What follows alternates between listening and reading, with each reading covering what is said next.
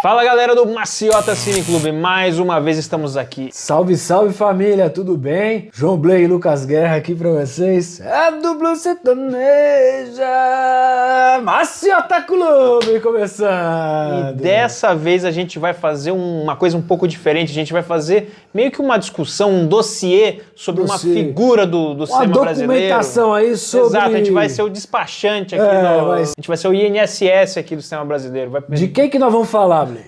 Vamos falar de Kleber Mendonça Filho. Vocês viram o Oscar aqui e achou que era do Valtinho, né? Não, agora a gente tem que colocar um prêmio de Cannes, porque agora a gente tá acumulando. O cara tá cheio de prêmio. Pois é.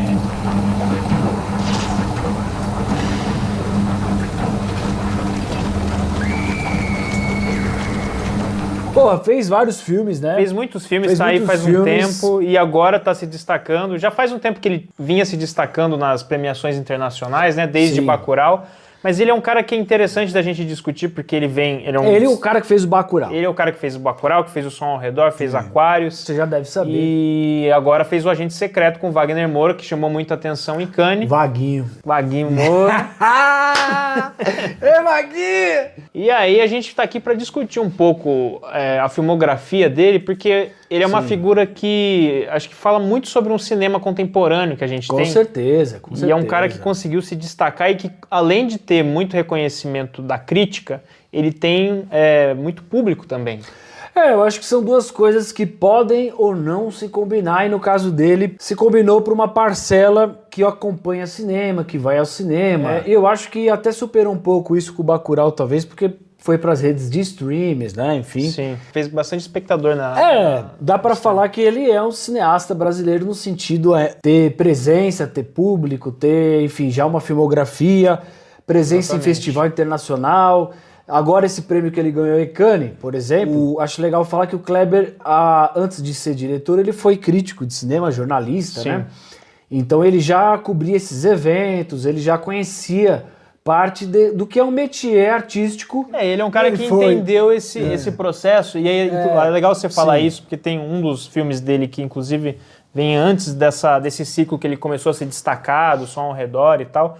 Esse filme se chama Crítico, e é justamente uma série de entrevistas com pessoas, de cineastas a críticos de cinema, e você vê que ele fez muitas dessas entrevistas nos intervalos de Cannes. Ou seja, ele era um cara que já circulou muito por esse meio, antes mesmo de ser um cineasta que estava participando com o seu filme lá. E ele sacou ali um negócio. Entendeu a estrutura do negócio, porque o cinema é muito difícil construir esse caminho até o Oscar, né? Não depende só do mérito da pessoa, depende muito do recurso financeiro e tal, e nem todo mundo tem, né? Vamos ser sinceros, porque aqui é Brasil. Exatamente. Mas no caso do Kleber Mendonça, ele já estudou um outro mercado, que é um mercado europeu de filmes, que tem uma correspondência com os festivais brasileiros, né? Em algum sentido. Você falou desse filme, mas ele tem curtas-metragens, são muito legais. Um é o Disquinho Verde. Vinil Verde. O Vinil Verde, o Disquinho Verde. O Vinil Verde, do Kleber Mendonça, ele vai brincando com uma brincadeira de terror meio infantil, assim, que é uma menina que não pode ouvir o disquinho verde, né? A mãe sai e fala, não coloca o disquinho verde. E a narração vem vindo e a menina vai usando o disquinho verde, vai colocando e de repente partes do corpo dela vai sumindo. Ela vai ficando sem braço, ela vai sendo mutilada. Isso com fotos, né? Não é nada obsceno, assim, em termos de violência. E vai criando uma tensão muito grande sobre essa personagem. Então, é quase um filme de lenda urbana, assim, sabe? Você tá falando do Vinil Verde, eu fui lembrando dos outros filmes dele, e eu acho que tem esse traço que a gente podia destacar do Kleber, que eu acho que realmente é louvável. Ele tem um domínio cinematográfico de gênero muito legal. Ele sabe olhar para a linguagem do cinema e entender que ele tá fazendo uma cena de suspense, que ele tá fazendo uma cena de comédia, às vezes, e ele sabe como traduzir isso no corte, no tratamento do espaço, no próprio registro que às vezes o ator e a atriz está fazendo ali. Eu acho que ele tem essa consciência, assim, que é de um cara que, sei lá, realmente parece que viu muito filme, e filmes variados, não só um filme de novela e vague. Viu também Star Wars, viu também filmes americanos. Ele John tem Carpenter, né? John Carpenter, que é uma grande referência dele. Grande referência pra ele. A gente assistiu muito John Carpenter, inclusive, em filmes de sessão da tarde, tela quente, né? Enfim. Enigma do Outro Mundo, tem... Aventureiros do Bairro Proibido, vários filmes. Enfim, e são filmes que o Kleber se aproxima de forma estratégica, porque hoje o gênero, ele é inclusive muito próximo também do mercado de autores, né, de cinema, enfim. Eu acho que muita gente se utiliza, inclusive, disso, porque, de fato, quando vai ver um filme, você, às vezes, vai buscar essas emoções mais primárias, tipo suspense, emoção, Sim, querer rir, enfim. E óbvio que o mercado se utiliza disso para criar um produto e tal. Faz parte do processo. Eu acho que nesse Sempre lugar que fez parte do processo. que ele tem essa consciência disso, de cinema como espetáculo também. Mas aí falando do Recife Frio, que eu acho que também traz aí uma outra visão que ele tem, que eu acho que destaca o trabalho dele, que é uma noção de como trazer o drama a partir das questões sociais do Brasil. Porque, tipo, toda a ideia do Recife Frio é uma ficção científica em formato de falso documentário que supõe que o que aconteceria se Recife de repente ficasse com um clima gélido de Europa, assim, então... Menos 0 para baixo. Exatamente, assim. Tipo, ferrou. Isso é muito engraçado. Ele vai num comerciante que vendia um bonequinho e aí ele mostra que a pica do bonequinho diminuiu porque tá frio, tá ligado? Essa figura aqui do rapaz que tá caído no chão, o cachorro vomitando, tem muito, ó. Cabanu, ó, aí. A pitoca de fora, o cachorro lambendo aí, ó. Olha como ele tá. Ó, essas pitocas aqui mesmo. Mas agora, no frio, vai estar tudo murcha, né? Ele vai mostrando como toda a cultura, né, do Recife vai se modificando. Vai se subvertendo por causa disso. Por causa do frio. Eu acho legal que ele vai para os espaços também. É isso que é ele tão vai para um interessante. Apartamento que... De classe média alta ali. Que o menino pega o quarto da empregada. Porque ele era o mais abafado antes e era o mais desconfortável, ela, né? E agora é o mais quente, então ele ficou com um quarto e ela foi pro quarto maior. E ela, eu gostava do meu quarto, né, na verdade. Ele consegue ter um olhar mesquinho, assim, e muito real, na verdade, essas desigualdades sociais que vão se colocando, principalmente nessa relação que coloca da promiscuidade brasileira, de, tipo, você ter, às vezes, uma convivência com as classes sociais, que você tem a empregada doméstica que convive com você, mas ao mesmo tempo ela não é parte da família. Ela é uma empregada que, se precisar, é mandada embora. E aí ele consegue explorar isso muito bem como um gênero do cinema, assim, né? Eu acho que ele aproveita do gênero para traduzir certos conflitos que nós temos aqui. Exatamente. Né? Eu acho que ele chega, inclusive, nesse auge nos longa-metragens. Eu acho que nos curtas você tem esse falso documentário, esse filme que é feito com umas fotos que ele... Tipo uma fotomontagem, ele vai montando, né? Com uma lenda urbana. Então ele vai já construindo já... Aí tem o eletrodoméstico também. Eletrodoméstica, que é a mulher que... Ela gosta de sentar em cima da máquina. De lavar, ela gosta de se masturbar com a máquina de lavar. Exato. Isso. Que depois essa situação também vai aparecer no primeiro filme dele, né? Vai aparecer no Som ao Redor.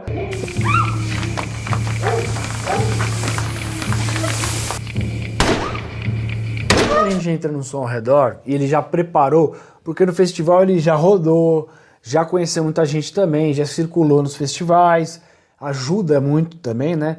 Tem uma política nesse momento também em Recife para filmes pernambucanos, enfim, que é muito interessante. Vai nascer vários nomes daí, né? A gente tá falando do Kleber, mas a gente tem Cláudio Assis, Lírio Ferreira, o próprio Gabriel Mascaro, enfim, uma série de nomes que vão surgindo aí. E o Kleber, ele vai consolidando o cinema dele nessas relações e nessas escolhas. Por que eu tô falando isso? Porque quando ele vai ao Som ao Redor, você tem um espaço, que é uma rua basicamente, que tem prédios, casas bem de classe média alta, né? Tem condomínio, aqueles condomínios um por andar, sabe? Bonitão, lindão. Duplex.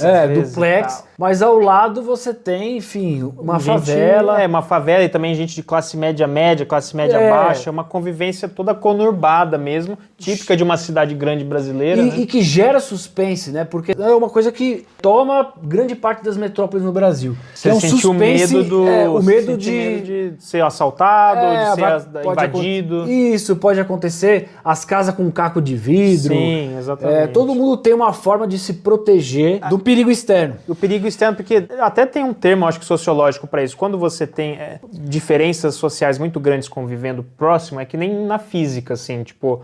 A tendência é ter uma precipitação violenta, né? Se você tem uma temperatura muito baixa, uma frente fria vem e bate, Tipo, cria-se uma tensão meteorológica. E eu acho que a gente convive no Brasil com isso, tipo, o tempo inteiro. Então, O Som ao Redor, ele é um filme de tensões que estão sempre escalando. É um filme de ansiedade constante, assim, né? Que você sente que tudo pode estourar numa violência. E às vezes realmente estoura. Às vezes não. Mas fica sempre essa tensão. Então você tem como personagem um cara que mora no condomínio, que tem uma relação com uma menina que é de fora, mas que é muito bem tratada por estar com ele, né? Você tem um menino que tem dinheiro, que é primo desse cara, que assalta de vez em quando bêbados carros da rua. Você tem os seguranças, né, que estão ali... Querendo se impor ali como uma nova proposta de organização. Não, nem só organização, de segurança. A galera chega pra fazer esse ponto na rua, já com muita profissionalidade, tudo muito organizado. E você tem um senhor que é, digamos assim, a ponta do iceberg, que é o cara que tem mais dinheiro de todo mundo. Que é dono da maior parte dos imóveis daquela rua. Dos imóveis daquela região, de fazenda, de engenho, e passa, é respeitado por todo mundo, enfim, tem a família dele lá morando com ele. Todo mundo tem que beijar da mão dele pra... E ainda tem uma outra personagem que é dessa classe média mais baixa não, uma classe média que mora numa residência, vai. Se ela mora com os filhos, e aí ela quer, sei lá, fumar um baseado, e aí ela vai com o aspirador de pó. O aspirador de pó pra ninguém sentir o cheiro. Ela joga remédio pro cachorro do vizinho. Porque o cachorro fica latindo, fica atrapalhando a aula de mandarim dos filhos. Dos filhos. É um filme de comédia, de costume. Né? Que tem vários personagens. E aí, tipo, tem a hora que ela vai cortar o comprimido pra colocar na carne pra jogar pro cachorro, ela segura a faca assim, sabe? Que parece uma coisa de psicose. Sim. E aí eu acho que o Kleber, ele tem essa visão de pegar, de se divertir com esses personagens o tempo inteiro, com as situações que justamente estão ali dentro de uma disposição social muito, muito clara. Sim. E aí ele vai colocando essas frestas sociais que acontecem. Quando a gente conhece o cara que é o neto do grande coronel, né? Que é um cara que cuida, que trabalha pro avô, praticamente, porque ele fica apresentando casas e apartamentos, ele é um corretor imobiliário. E aí é a primeira vez que ele transa com esse interesse amoroso dele, e aí chega... Interesse amoroso? Interesse amoroso, porque no fim das contas ela não é nada, ela é uma namorada que depois vai dar um pé na bunda dele. Mas eles estão pelados na sala depois de uma noitada, e aí chega a empregada com os netos. E aí tem umas cenas que é justamente isso, você vê eles pelados, aí você vira assim, tem duas crianças entrando com a empregada. É isso que eu acho que o Kleber ele é muito bom de entender como o espaço traz o drama e tensiona, sabe? Sim, traz desconforto para ambas as partes. Exato. Obviamente com muito mais peso para a empregada nesse caso, que é quem, sei lá, foi levada para dentro da casa dessas pessoas.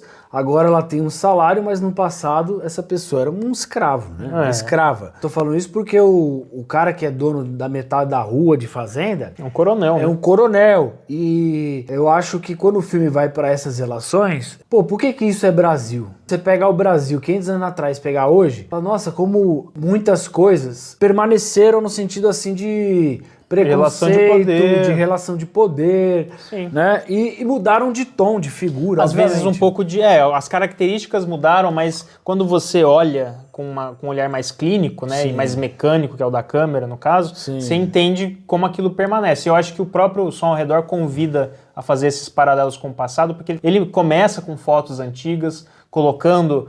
trabalhadores do campo e a casa grande, então esse passado e como essas relações se perpetuam. Exatamente. Eu acho que é um dos melhores trabalhos dele, inclusive. Eu acho que é o melhor trabalho dele. Eu acho onde ele consegue administrar essa tensão como gênero. Eu poderia falar que Som ao Redor é um filme de vingança, Som ao Redor é um filme de suspense, Som ao Redor é um filme bem humorado, muito bem humorado. De comédia de costumes, como você falou. Comédia de costumes. Isso é uma habilidade dele na direção. Que eu acho uma tendência bem contemporânea também, no sentido de misturar gêneros e tal. Que uma coisa não se... É quase você usar de uma maneira metalinguística já o gênero. Se antes ele era usado pra dividir, tipo... hoje eu vou ver um filme de ação, vou ver um filme de comédia, de suspense. Aí agora hoje se reconfigurou. Tarantino já trouxe isso um tempo atrás. Tipo, você usa o gênero de uma maneira quase como assim, vários instrumentos de uma orquestra do seu filme, assim. Sim, você vai adequando conforme você precisa e tal. Eu lembro que na época, ele saiu em 2013, eu tinha entrado na faculdade, foi um fenômeno pro nicho ali, de tipo, todo mundo ficar muito, nossa, esse filme mudou tudo, ele foi muito falado. E ele até realmente transcendeu, depois ele passou na Rede Globo. Ele foi um filme que, assim, apesar dele ter uma pegada, sei lá, vamos colocar que tem uma linguagem realmente mais apurada, entre aspas, uma coisa que não é tão convencional, assim, ele consegue ser muito comunicativo, porque nessas cenas ele consegue tensionar justamente pelo viés do gênero, mas também pela construção de personagens muito críveis, assim, né? Eu acho que também, assim, se a gente vive essa realidade de alguma maneira, a gente vive essas tensões, eu acho que a gente pensar cinematograficamente isso é pensar que você não precisa dar logo de mão, assim, tudo pro seu espectador, sabe? Dar de bandeja toda a explicação, né? Esse filme vai falar sobre isso, o problema do Brasil é esse, não sei o quê, porque eu acho que as pessoas precisam ser, de alguma maneira, surpreendidas também, sabe? Sim. Todo mundo tem uma imaginação muito grande e a gente não pode desconfiar disso. Quando você tá numa sala de cinema, tem filme que vai te levando, você vai entrando naquele universo e quando você vê, você tá, sabe? Imerso ali, né? Imerso. Tem momentos muito icônicos, né? Claro, tem aquele momento, assim, que muita gente cita e que tem até, acho que no cartaz, que é quando ele tá na cachoeira, ele vai visitar a fazenda do avô. O avô, E aí tem um momento de realismo fantástico, Cai por sangue, assim dizer, assim, que ele tá na cachoeira e aí, de repente, a água toda vira sangue. Que são essas metáforas que ele vai construindo em relações com o passado, de que aquela propriedade, aquela disposição da rua mesmo, tudo aquilo foi construído em cima de muita violência, porque nós temos um passado violento e o presente também, na verdade, mas a tensão da violência e a presença dela tá o tempo inteiro ali, né? Na verdade, assim, aquela suposta rua pacificada, né? Ela só é mantida e ela só existe daquela maneira porque ali muita gente morreu. E quando eu digo muita gente, todo mundo sabe que a gente teve 400 anos de escravidão. A comunidade pode botar 500, né? Porque aí a comunidade indígena junto aí... o que eu ia falar, fora a comunidade indígena, assim, a coisa mais legal do filme é que quando a gente olha um espaço, se a gente for investigar a fundo, muitas coisas vão estar submersas lá. Sim. E a gente precisa aprender a olhar para isso. Sim, e eu acho que ao mesmo tempo o Kleber ele consegue esse equilíbrio entre falar sobre questões muito cabeludas nossas e muito difíceis e que muita gente sempre se preocupou. O cinema brasileiro também tem um histórico de querer se preocupar por questões sociais, mas nem sempre conseguir comunicar isso. Eu acho que ele consegue, traduzir isso em uma experiência que você fica imerso. E aí, você falando disso de traduzir e tal, eu acho que ele tem sequências de sonho muito icônicas. O sonho de uma menina de classe média, uma criança. Ele trabalha muito bem isso. Que, vários ladrões estão pulando na casa dela e você vai tá sendo assaltada e tal. Ele consegue traduzir esse subconsciente coletivo nosso um pouco, sabe? Daquele espaço, daquele espaço, né? Porra, moro aqui, é um grande lugar, eu tenho tudo, mas eu tenho um baita medo de alguém entrar aqui, eu tenho câmeras para registrar se as pessoas passam. Eu acho que isso, além de ser muito brasileiro, é legal que apareça num filme, num sonho, né? A mina... Nossa, tô sonhando que tô roubando a minha casa, tá ligado? Interessante que nesse filme, aqueles seguranças que vão partir depois pra uma vingança contra esse senhor, tô dando spoiler aqui, se você for assistir, você leva Não vai estragar o filme, de qualquer maneira. Eles vão matar o senhor, né, no final, porque esse cara, numa disputa de terra, acabou matando o pai deles. Então, por mais que não seja uma vingança no sentido coletivo, social, não é um movimento social que vai lá resolver aquilo. Eu acho que quando ele escolhe pela vingança, ele se mantém no gênero, né, no drama, e isso engrandece. É isso que é foda. Engrandece e, vamos ser sinceros, é altamente possível você ler isso numa notícia de jornal.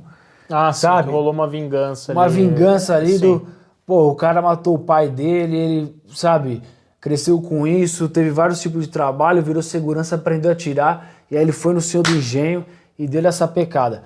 Vai mudar socialmente o que é o Brasil, o que é as terras? Não vai. Não, mas, como história, e aí eu defendo a história, me desculpa. Porque assim, a gente às vezes tem uma perspectiva de que um filme vai ampliar tudo e ele vai falar de tudo. E eu acho que às vezes não tem essa não tenha tanta...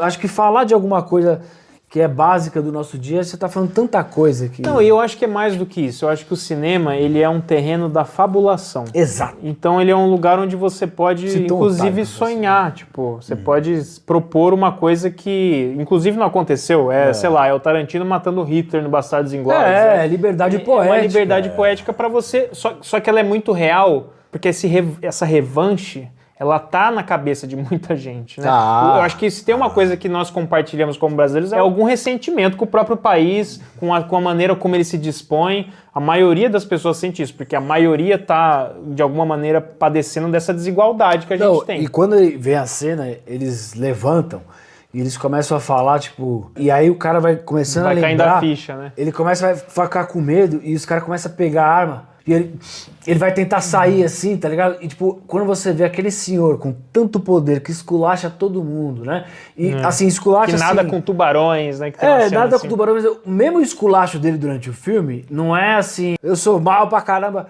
É tudo tipo, tá no olhar, tá na maneira como Tem uma olha. soberba. Uma soberba. Então toda aquela confiança daquele senhor do engenho começa a desaparecer, ele começa a ficar com receio. Então, olha como é interessante que essa coisa que é do gênero, da vingança, do suspense, apareça com as pessoas falando português. Um contexto social brasileiro. O cara falando, mano, você ferrou minha família, vou lhe dar 3 tiros aqui. É muito potente, né? Eu acho, porque... Pô, é legal ver histórias também que, pô, acontecem no seu país, sabe? Tipo, Ele tem uma potência porque ele diverte, ele emociona, ele deixa a gente tenso, eu acho que... E ele consegue, ao mesmo tempo, passar por isso tudo que a gente costuma até, às vezes, esquecer, porque... O filme, muitas vezes, serve pra você usar a sua imaginação, assim, né? Exato. Você experimentar uma... E se? O e se, ou até uma certa coisa do tipo, onde isso vai dar, sabe? Você começa, caramba.